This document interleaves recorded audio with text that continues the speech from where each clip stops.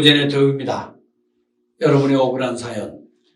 앞으로 저희는 이상한 재판, 이 주제를 가지고 소통을 해볼까 합니다. 형사건보다 많은 게 이 돈과 관련된 민사건이죠. 우리 주변에는 사실 이 이상한 재판에 엮여서 고통을 받고 규탄하는 피해자들 넘쳐납니다. OECD 국가 사법 신뢰도 꼴찌란 통계도 이를 잘 증명해주고 있습니다. 한 해 우리나라 민형사건 재판이 2016년도 기준으로 해서 약 한 125만 건 정도 됩니다. 이 중에 약 80%가 민사건입니다. 넘치는 사건만큼 엉터리, 부실 재판도 비례하고 있습니다. 이상한 재판이 생기는 이유는 아주 간단합니다. 법대로 안 하기 때문이죠. 그런데 판검사들 잘못을 해도 방법이 없습니다. 피고인석에 앉아보니 재판이 얼마나 엉터리인지 알게 됐다. 그러니 위헌이고 위법이다. 이거 양승태 사법농단 건으로 재판을 받던 전직 고위직 판사들이 피고인이 돼서 법정에서 쏟아낸 말들입니다. 보통 국민들 사정이 어떻겠는가 이해가 되죠? 국민 10명 중에 8명 법 집행 엉터리고 공정하지 않다는 통계가 있습니다. 이상한 재판을 주제로 삼은 이유입니다. 이현안 의원 함께합니다. 오늘 이상한 재판 얘기 좀 하려고 합니다. 예. 근데 이상한 사람이 이상한 재판한 건 아니겠죠? 근데 우리 이현안 의원님 선후배들 중에 법대 동기들 아주 판검사 많으시죠? 뭐 지금은 많이 옷을 벗었죠. 예. 그래도 많다고 봐요. 많이 많습니다. 이 판사들, 이 사법고시라든 변호사든 뭐하든 간에 어떤 다 이 시험 선수들 아닙니까? 우리 사회 외우는 데는 천재들이죠. 예. 외우는 천재. 네. 잘 외우다 보니까 공감 능력 떨어지신 분들도 아주 많이. 그 표현이 정확한 것 같습니다. 건강 능력이 많이. 근데 한때 어느 신문에서요, 꽤 오래전인데 판사들의 머리를 이 두뇌를 이렇게 분석해서 쪼개서 이렇게 한번 도표를 그려본 적이 있어요. 예. 예, 그랬더니 그 내용에 보니까 내가 최고다. 그리고 뭐 남의 말 잘 듣는다. 네. 그리고 맨날 판단한다. 근데 좀 공감 능력은 좀 부족하다. 또 사람들하고 잘 안 닿는다. 뭐 하여튼 그렇게 재밌게 그 머리를 분석해는 꼭 결코 나쁜 의미로 쓴 건 아니었는데 세상은 또 많이 변했고 판사를 한마디로 뭐 어떻게 표현하시겠습니까? 예전에는 판사가 제일 어려운 직업이었죠. 지금은 아주 뭐 좋은 직업이라고도 말씀을 많이 하시지만 사실은 절대 권리, 절대 부패하기 때문에 판사는 견제를 받지 않는 거. 누가 견제하는 사람이 없기 때문에 일을 열심히 안 해도 무방하고 일을 열심히 해도 칭찬을 크게 받지가 않습니다. 그러겠죠. 예. 그래서 판사는 결국은 개인 혼자서 스스로 도덕심이 뛰어나고 공부를 많이 하신 분이 아니면 절대 많은 분들을 비판해서 자유로울 수가 없는 그런 참 희한한 직업이죠. 예. 오늘 어떤 사연 소개해 주실 겁니까? 제가 지난번에 우리 회장님께서 자리를 잘 만들어 주셔서 지난 5월 20일에 국회의원회관에서 송영길 의원과 우재네트워크 공동주최로 제가 발표를 한 바 있습니다. 그때 7년 만에 재판이 열린 사건을 제가 짤막하게 말씀드렸는데요. 그 7년 만에 열린 재판을 오늘 좀 자세히 말씀드립니다. 7년. 네. 그런데 이제 70년대 그 정일봉 작가가 쓴 6조지. 네. 검찰은 불러주시고 법원은 밀어주신다. 네. 그럼 밀어주신 거에 한 샘플이 되는 거 같네요. 네. 이게 어떤 재판인지는 모르겠지만 7년 만에 열렸다고 하면 그 7년 동안에 얼마나 많은 사건이 변화가 있었겠습니까만 그걸 재판을 하자고 하신 분들, 쉽게 말해서 원고들은 얼마나 사정이 어려웠겠습니까? 뭔가 억울한 점이 있으니까 재판을 걸었을 텐데요. 그래서 이 7년 만에 걸린 재판은 첫 번째가 사실은 파산 신청 건입니다. 파산 신청이라는 건 아시다시피 어느 한 법인이 회사가 주식회사가 죽는 것을 의미합니다. 파산이라는 거는. 그렇죠. 예. 그럼 내가 스스로 사람의 경우는 자살이 되겠죠. 내가 스스로 파산하겠다. 그런데 그런 경우도 있지만 타살, 다른 사람이 죽이는 경우는 죽일 수 있는 사람은 그 회사로부터 돈을 받을 수 있는 채권자가 유일한 겁니다. 그런데 이 타이거 월드라는 회사의 채권자도 아닌 채권자가 아닙니다. 도리어 채무자인 웅진그룹이 웅진홀딩스가 파산 신청을 했어요. 이게 정상적인 판사, 정상적인 법원이면 그 신청을 기각을 해야 됩니다. 그 사이에 7년 동안이면 그 사이에 재판장이 최소한도 5번은 바뀌었을 텐데. 그렇죠. 4-5번. 그렇겠죠? 예. 그 사람들 아직도 현직에 있는 분들도 있을 것이고. 그렇겠죠. 또 그 사이에 못 벗고 나가는 거. 그러니까 곤란하고 하니까는 누군가 로비를 받았고 곤란하니까 그냥 뭉개서 계속 토스해서 미루고 해서 그렇게 보는 게 합리적인 타당성이지. 맞습니다. 2013년에 처음에 파산 신청이 들어왔을 때 법적인 절차에 의해서 파산법에 따라서 지금 법명이 바뀌었습니다. 파산법에 따라서 이 타이월드의 대표이사들 가서 아니 무슨 말도 안 되는 파산 신청이 들어왔다. 받아들일 수 없다라고 강력하게 항변을 하자. 그 난세에 이제 판사가 그 자리에서 미룬 거죠. 다음 기일에 하겠습니다라고 하고 그리고 7년 만에 드디어 이거 양심도 팔아먹었고 네. 위법도 했고 이거 이런 일이 어디 한두 건이겠습니까? 타이거 월드라는 회사를 관속에 넣어놓고 관국을 닫내 만에 7년 동안 그러고 있는 거야. 7년 동안. 이걸 꼽아. 이 당사자 얘기를 한번 직접 한번 들어보겠습니다. 들어보시죠. 예. 예. 윤종입니다. 예. 지금 저희가 이 이상한 재판이라는 주제로 저기 방송 녹화를 하다가 전화를 드렸어요. 근데 7년 만에 재판이 이거 저기 최근에 열린 겁니까? 그러면 어떻게 된 겁니까? 7년 만에 재판이요. 예. 예, 그 채무자인 상대방이 우리를 파산하겠다라는 재판이 2013년에 청구가 됐는데 예. 이거 무슨 보통 파산 신청이면 한 달이면 결론이 나는데요. 예. 7년 동안 계속 재판이 진행 중에 있습니다. 그럼 지난번에 그 재판에서는 어떻게 됐습니까, 그럼? 뭐 결론을 안 나 신청 사건이라 판사가 결론을 내버리면 되는 건데 결론 자체를 안 낸 상태에서 재판부만 계속 바뀌고 있습니다. 또 바뀌고. 그럼 다음번에 또 언제 하실 겁니까?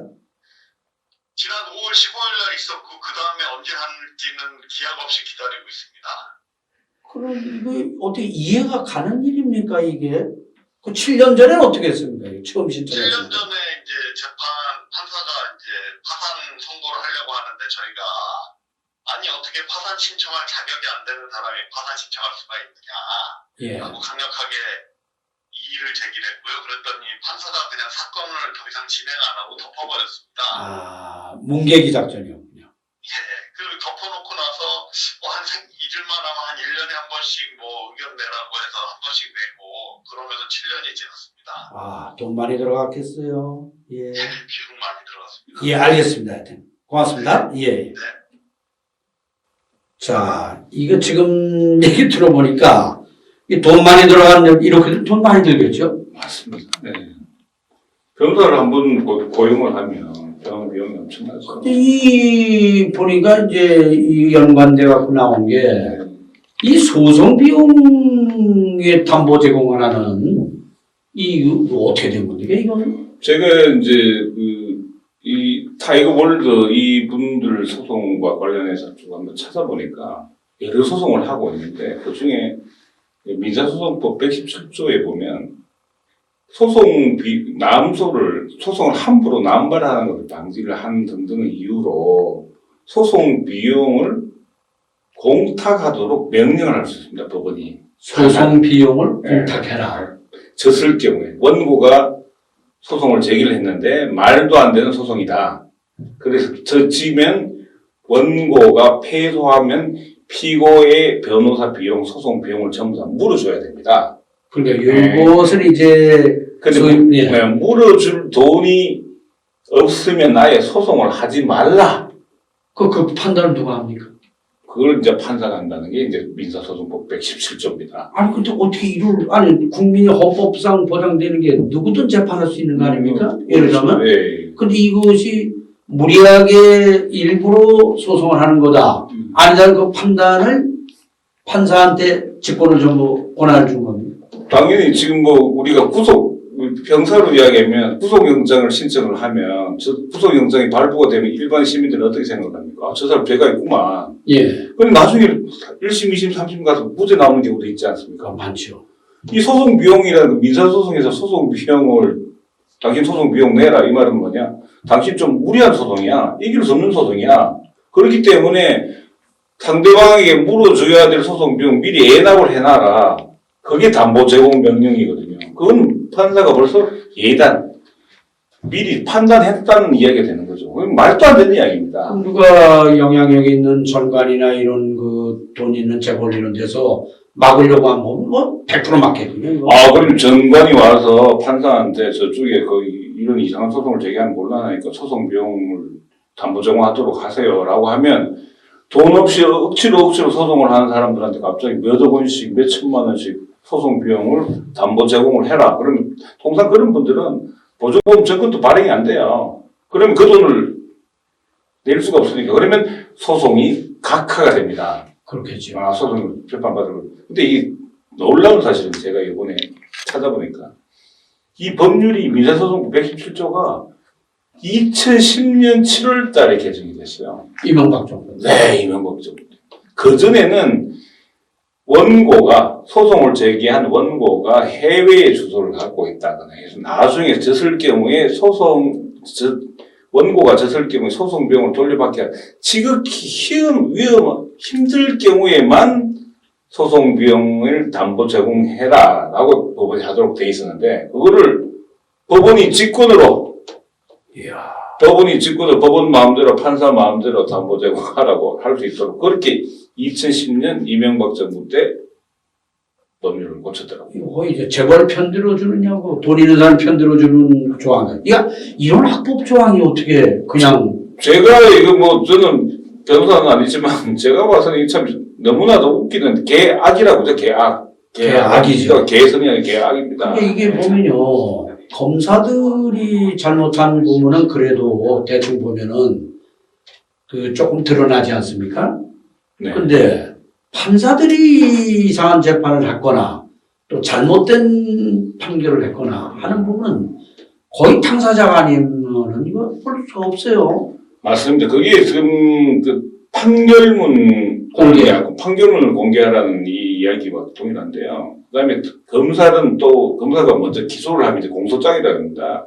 기소장이라는 거 하나 하지 않고 하필이면 또 그렇게 공소장이라고 그럽니다. 검사가 이 양반 죄를 주세요 하는 게 공소장이고 그 공소장에 기초해서 판결을 한 게 판결문입니다. 민사소송은 소장이고 그리고 판결문이 되는 거죠. 민사든 형사든 판결문은 말이 공개지 당사자가 아니면 알 수가 없습니다. 당사자만이 자기 사건 번호를 알 수 있는 거거든요. 그러니까 지금 이거 7년 만에 이걸 파산 신청인데 문자가요. 네. 그걸 7년 동안 뭉개가지고 다음 사람한테 계속 미루고 한 거를 당사자들은 정말 죽을 맛이고 그리고 일반 사람들은 모르고 소위 파산부나 민사재판부 이런 데서 흔히 아주 악용을 할 수 있는 판사들이 직권과 권한을 상상이 안 가는 일인데 뭔가 이상한 재판이냐는 만약에 판결문이 어느 누구든지 잘 찾아볼 수 있도록 공개가 된다면 사실 판사들도 굉장히 신중하게 재판을 할 수밖에 없을 겁니다. 결국 이제 여기에 전관이라는 시험에 보면 대형 로펌들이 껴있고 또 변호사들이 어떤 짬짬이 이런 부분들이 연결이 되겠죠. 그런데 법관이라는 게 어떻게 보면 법과 양심에 따라서 온 국민이 부여해준 그 권한을 이렇게 이상한 재판을 해가지고 그 피눈물 흘리는 이 당사들이 얼마나 많습니까? 아니 파산 신청한 것에 7년을 재판부가 5번 이렇게 바뀌어가면서 뭉갰다면은 다른 거는 어느 정도겠습니까? 이 이상한 재판에 이제 한 샘플을 저희가 가볍게 지금 저희가 타치를 해봤는데 이거 막는 방법이 다 이 돈과 연결된 거 아닙니까 이게? 맞습니다. 그래서 첫째는 아까 말씀드린 대로 판결문과 공소장을 공개하는 것이고요. 그 다음보다 더 중요한 거는 그래서 우리 국민이 열망을 모아서 이제 공수처법이 통과가 된 거 아니겠습니까? 그래서 나쁜 짓 하는 불러 조진한 검사나 미루어 조진한 판사를 정확하게 처벌하자고 해서 공수처법이 통과가 된 건데요. 지금 미통당 이런 사람들이 지금 그 뭐 법제사법 공수처 설치를 지연시키기 위해서 혹은 무산시키기 위해서 국회 법사위원장 자리는 절대 못 내놓겠다고 그래서 난리를 치고 있는 거 아니겠습니까? 참으로 안타깝기 거짓말 일입니다. 네. 법사위라는 게 사실 좀 번외 얘기입니다만은 다 판검사 출신들이 짬짬이 다 그들만의 르기로 들어와 있던 거 아닙니까 이제? 새로운 분들이 또 오셨고 사실 돈과 관련된 거라면 어찌 보면은 판사가 옷 벗고 나와서요 유명한 판사들 1-2년 만에 100억대 재산을 갖다 챙긴다. 이거 정말 상상이 안 가죠. 저는 정말 이해가 할 수 없는 이 부분들 이걸 법제도상으로 보완을 해야 되는 건데 판검사 또 옷 벗고 나와서 수입 명세 정확하게 신고하는 거 의무 만들어 놓으면은 어느 정도 그래도 막을 수 있는 방법이 있겠죠. 맞습니다. 네? 지난 5월 20일 우리 무죄 네트워크 토론회에서 그 송영길 의원이 축사를 하면서 이야기를 했습니다. 본인이 변호사인데 예전에는 법사위 위원이 있던 이 국회의원이어서도 변호사 활동을 할 수 있다는 거예요. 그래서 최근에 이제 그것이 변호사 활동을 못하도록 그렇게 법이 개정됐다고 합니다. 자, 우리 얼마나 부끄러운 역사입니까? 법사위 국회의원이 변호사 자기 자격증이 있다고 해서 변호사업을 하면 상대방 그 국회의원이자 변호사인 분이 변호하는 사건에 누가 감히 이길 수가 있겠습니까? 그것이 바로 법사위의 위원장이 누가 되고 법사위 위원이 누가 되어서 공수처법이나 민생법안이나 이 법안들을 빨리 처리하고 빨리빨리 처리하고 바로 잡고 재개정을 하는데 그 법사위가 그렇게 중요하다는 것이죠. 지금 사실 그 자리를 결국 미루어야만 법사위 위원인 변호사들이 결국은 돈을 많이 벌고 권력을 잘 유지할 수 있다. 그렇게 봐야 되는 거 아니겠습니까?